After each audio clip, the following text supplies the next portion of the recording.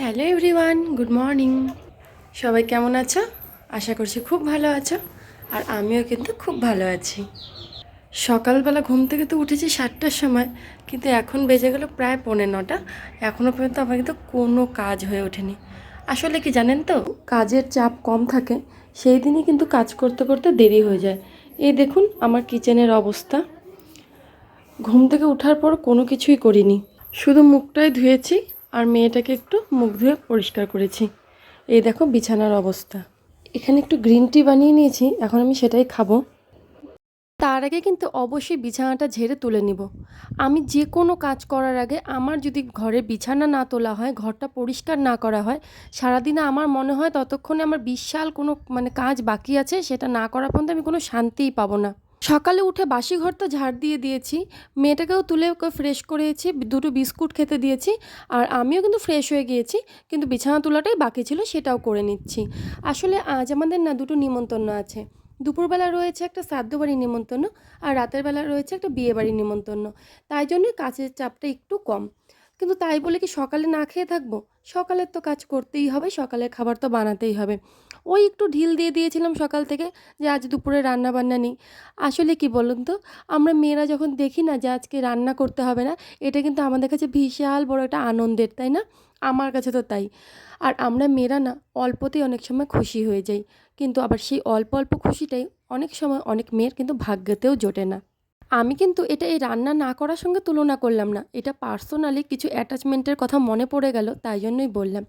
এই যে দেখো আমি এখন বসে চা খাচ্ছি, কি সুন্দর একটু শান্তিতে বসে। কিন্তু বিগত কিছু বছর ধরে কিন্তু আমার সাথে এই রকমটা হয় না। অনেক সময় এরকম হয় যে চা খেতে ইচ্ছা করছে, কিন্তু টাইম নেই, সেই টাইমের অভাবে চাটাও খেতে পারি না। আগে বিয়ের আগে যখন কিছু খেতে ইচ্ছা করতো, ফট করে মাকে বলে দিতাম, মা এটা বানাও তো খাবো। কিন্তু এখন তো আর সেটা হয়ে ওঠে না, না। কিছু যদি খেতেও ইচ্ছা করে, সেটাও সেই নিজেকেই বানিয়ে নিতে হবে। আর সেটাও অনেক সময় খেতে ইচ্ছা করলেও বানানোর আলসার মতো হয়তো বানালামই না, খেলামও না, এইরকমটাই হয়। আমার খুব ভালোভাবেই মনে আছে, বিশেষ করে এই শীতের দিন আসলেই আমার মনে পড়ে আমার বাবা আগে ভাত ভাজা বানাতো। সেইটাকে আগের দিনে রাতে যে ঝরঝরে ভাতটা থাকতো, সেইটাকে সকালবেলা পেঁয়াজ কুচি, আলু কুচি, শীতের যত সবজি আছে, আমি ফুলকপি, গাজর, বিনস, বিট, বাঁধাকপি এইসব দিয়ে সঙ্গে ডিম ভেঙে দিয়ে একটা সুন্দর করে কিন্তু ভাত ভাজা বানাতো। সেইটা কিন্তু আমাদের এই বাড়িতে আমি করি না, কেউ সেরকম পছন্দও করে না। নিজের জন্য আর করে করাটা হয়ে ওঠে না। তো যাই হোক, আমি এইসব দিক দিয়ে বললাম যে ছোটো ছোটো জিনিস আমরা খুব আনন্দ পাই, কিন্তু সেটাও হয়তো অনেক সময় কিছু কিছু মেয়ের ভাগ্যে জোটে। সকালের কাজগুলো আমি প্রায় সেরে নিলাম। এখন খাবার বানালাম মিহুর জন্য, সব রকম সবজি দিয়ে একটু চাল আর ডাল দিয়ে একটা সিদ্ধ করে নিলাম, কোনো ফোড়ন ছাড়া খিচুড়ির মতন। তার সঙ্গে একটা ডিমের পোচ বানিয়ে দিলাম ওকে। আর আমাদের জন্য কিন্তু বানাচ্ছি রুটি। আর আমার শাশুড়ি মা সকালবেলা একটা ভাজা করেছিল অনেক রকম সবজি দিয়ে, যেমন কুয়াশ, আলু, এইসব দিয়ে একটা ভাজার মতন করেছিল। তো সেই ভাজাটাই রয়েছে, সেটা দিয়ে কিন্তু আমরা রুটিটা খাবো।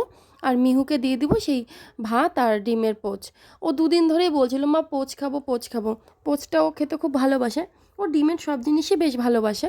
তো কালকেও করে দিতে চেয়েছিলাম, আমি একদম ভুলে গিয়েছিলাম, তা আজকে করে দিলাম। ও খুব ভালোবাসে।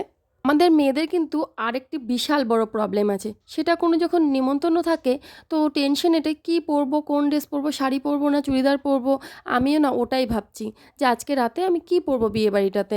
যদিও আমি একটা শাড়ির কথা ভেবে রেখেছি, একটা ব্ল্যাক কালারের শাড়ি, তবে শাড়িটা না পাড় লাগানো নেই। আসলে সবসময় তো আর শাড়ি পরা হয় না। এই একটা শাড়ি হয়তো আজ পরলাম, আবার 1-2 বছর, কোনো কোনো শাড়ি তো 3 বছর 4 বছরও হয়ে যায় যে আবার রিপিট করি, কারণ শাড়ি যেহেতু বেশি পরি না সেই কারণেই।